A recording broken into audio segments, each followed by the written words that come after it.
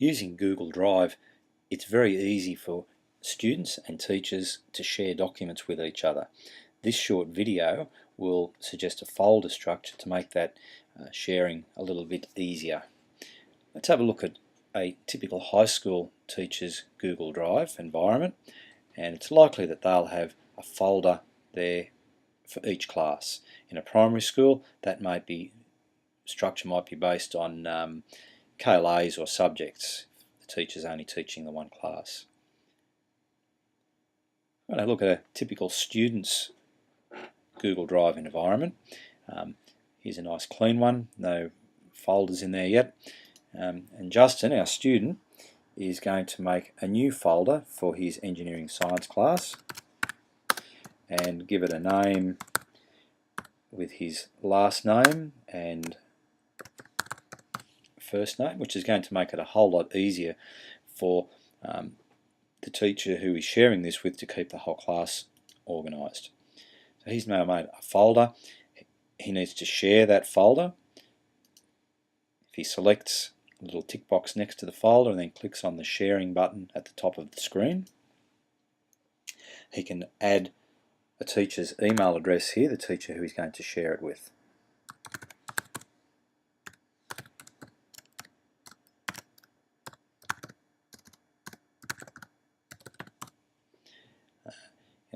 Share and save. He's let the teacher have editing permissions there, has left them unchanged, and we click on the done button. And Justin's now advised that that folder is shared. When we look at that from a teacher's perspective over in the teacher's drive, nothing's changed here in their basic structure, but when as a teacher I click on shared with me, it will show me that there's a folder that's been shared by Justin. And you can imagine if I have a large number of students sharing folders with me, there'll be a large number of files listed down this page, which is why it's important to have the folder named in a way that makes it easy to group different classes and different students together. So Justin has shared that with me.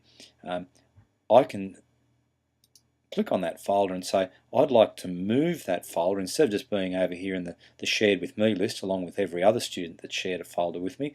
I'd like to group all the 12 ES1 students together into my class folder. So I'm going to select that shared folder and any others that are shared there. Click on the sharing icon or the organising icon at the top of the screen there.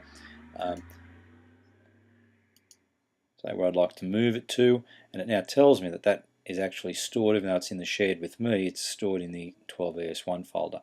So when I click back on my drive and click on 12 ES1, there's Justin's folder, along with any other students in that class. Let's go back to Justin again. Justin's now going to open his 12 ES1 folder and create a new document. He'll be advised that because he's making that document inside a shared folder, that document will also be shared. Justin's going to knock up his research findings there, give the document a name, and just to make sure it doesn't get lost with the teacher, tack his name on the end of it. That assignment, he saved it in his shared folder. It's now shared with the teacher. So I jump back over to the teacher's folder. The teacher here, I can look in 12 ES1 folder. There's Justin's shared folder, and inside Justin's shared folder is the document that he's just completed and shared with me.